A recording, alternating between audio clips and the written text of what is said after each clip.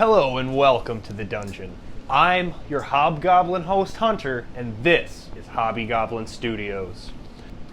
Today we're going to discuss how to tackle large projects, and I mean really large.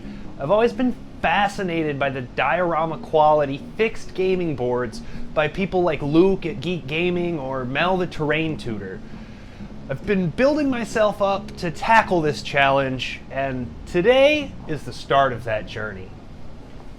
Everyone tells you that when you're tackling a big project, it's best to break it up into smaller tasks, but even that can be a bit intimidating on its own. For me, I find it easier to just deal with things as they come up. This, however, will cause some problems a little later down the road.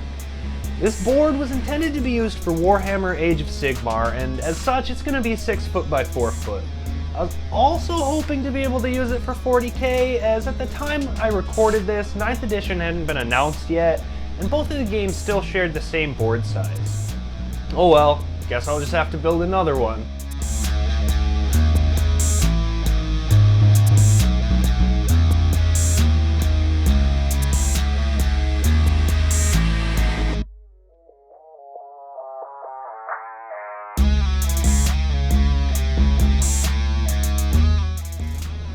As you can see, I began with a wooden frame made from a large sheet of MDF and started to develop a rough idea of the shape of the land.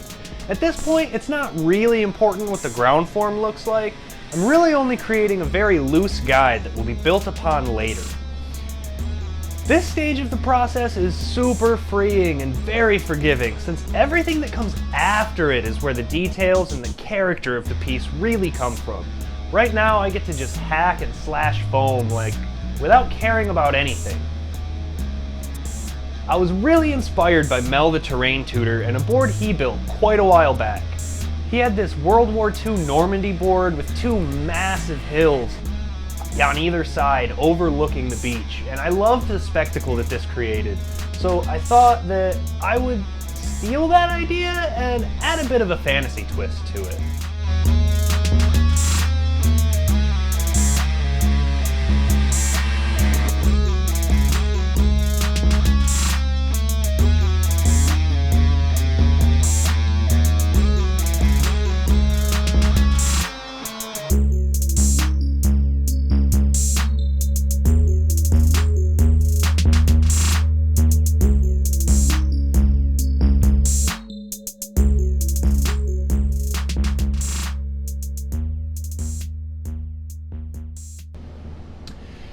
Now it starts to get a little scary. This is, after all, the first real commitment in the project.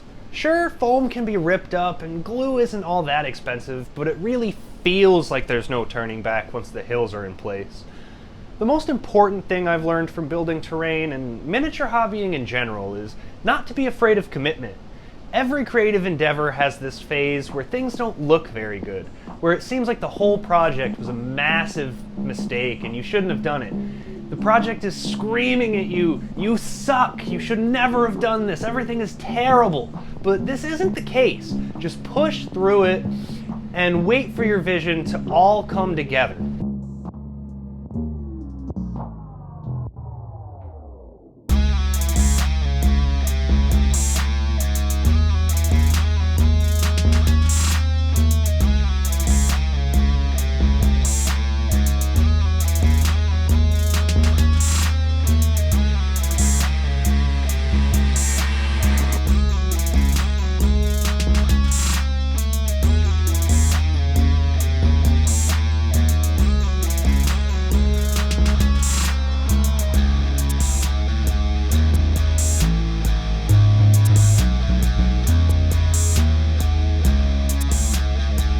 With smaller projects, this can be easier to remember as the ass phase, so eloquently named by Scott and John at Trapped Under Plastic, isn't quite as long. But when you're working on something for 20 or 30 or even 100 hours, it can feel like days before your vision comes to life.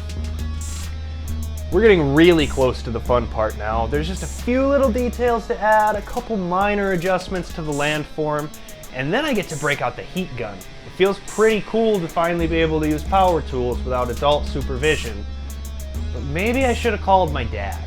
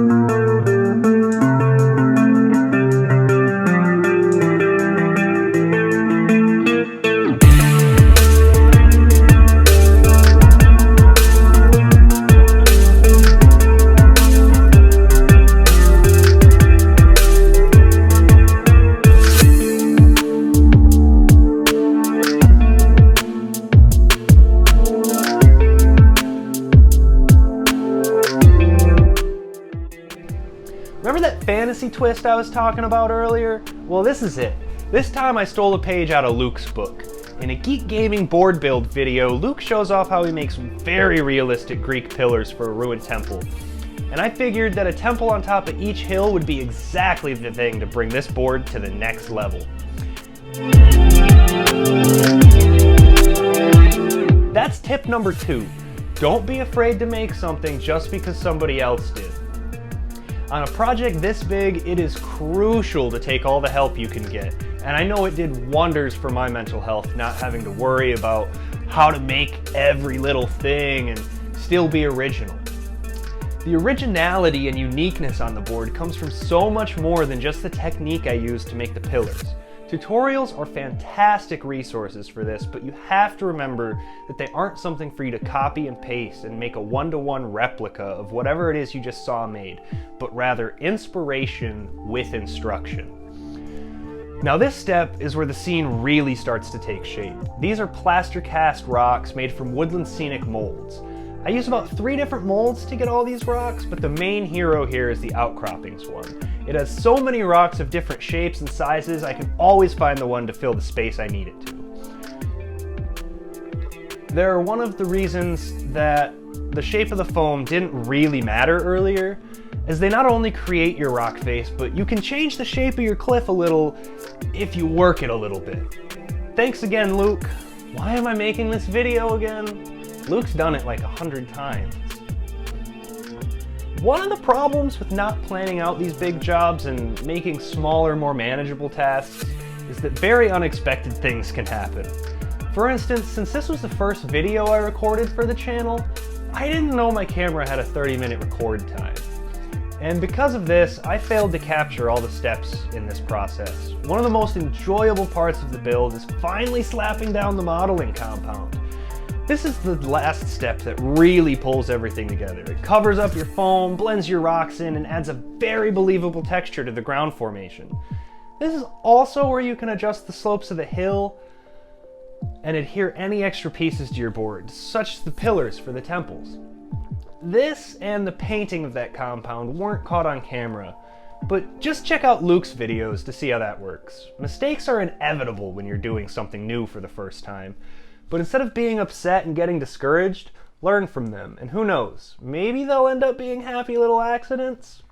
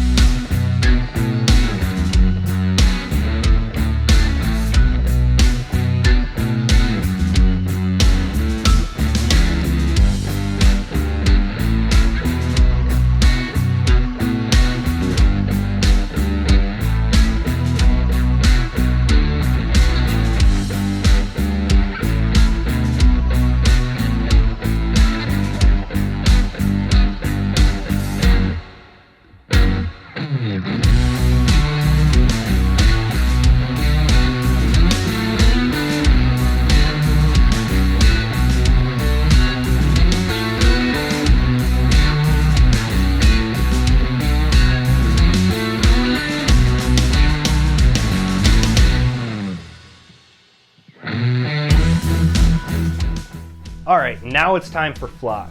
We're finally out of the woods. Up until now, I wasn't sure if this was turning out. Things didn't seem to fit together yet, and I was starting to get very down on myself.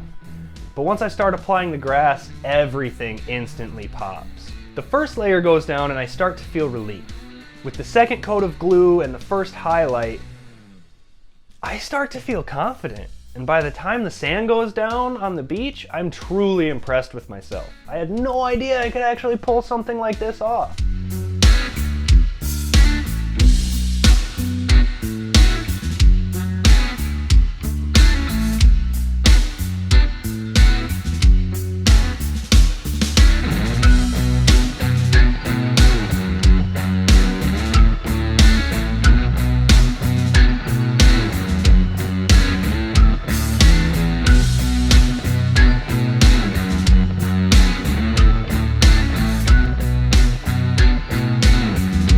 sand here is just a mixture of a light colored tile grout and a little bit of construction sand.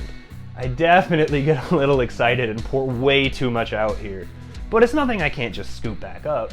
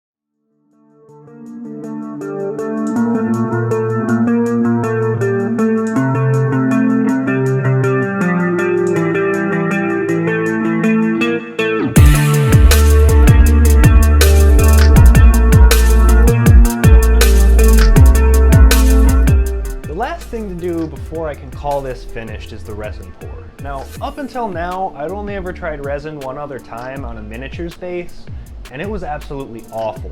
So this was pretty scary. If this went wrong, the entire project would be junk. So many hours of hard work absolutely trashed by just one mistake.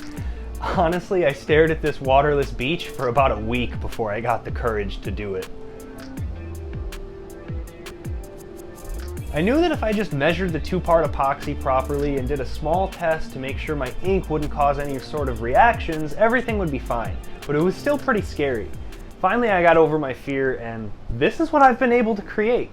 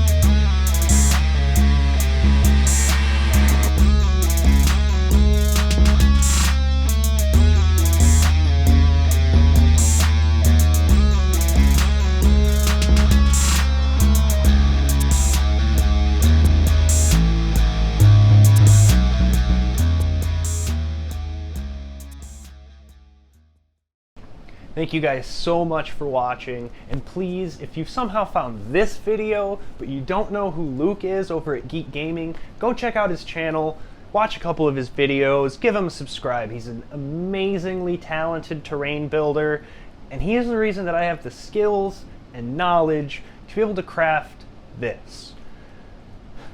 So until next time, guys, keep on crafting.